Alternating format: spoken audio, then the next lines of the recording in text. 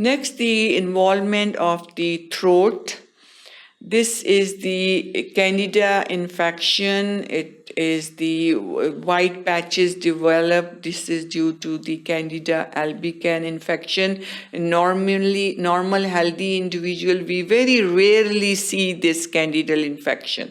But in patients with low immune system, patients taking antibiotics, patient using chemotherapy, radiation therapy, during pregnancy, all these conditions when the immune system is weak, Candidal infection becomes common, and it's the opportunistic infection. And this causes, because of the coating and involvement of the lymph nodes and pain, there is pain in the throat and causes painful swallowing.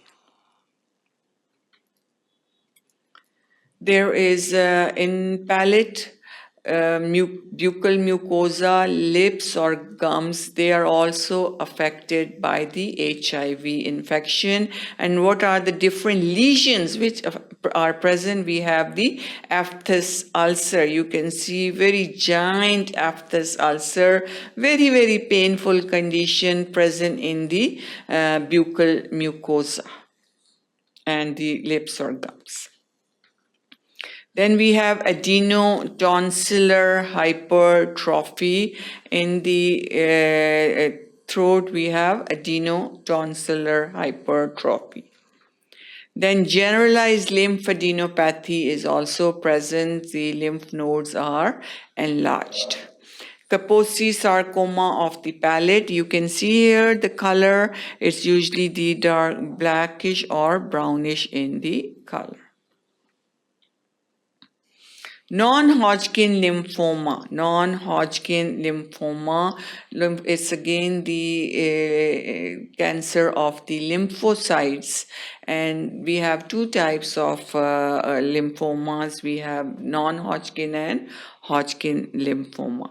Then we have hairy leukoplakia. It's leuko is white. So there is white patch on the side of the tongue with the hairy appearance. So that's the hairy leukoplakia. Gingivitis, inflammation of the gums. So these are all the findings or the different lesions present in the palate, in the buccal region, and in the lips or the gums. Laryngitis is also present. Laryngitis is inflammation of the larynx or the voice box. So voice is also affected. There is hoarseness of the voice or maybe complete loss of the voice. Then we have non-Hodgkin lymphoma again here. And Kaposi sarcoma. So these are the different lesions present in the laryngeal area. Parotitis. Parotitis is inflammation of the parotid gland. Xerostomia is the dryness of the mouth can develop. And then we have diffuse parotid gland enlargement. These are the parotid glands present, and the function of these parotid gland is to produce saliva to lubricate the mouth. And once there is inflammation and parotitis, usually there is dryness of the mouth, which is known as xerostomia.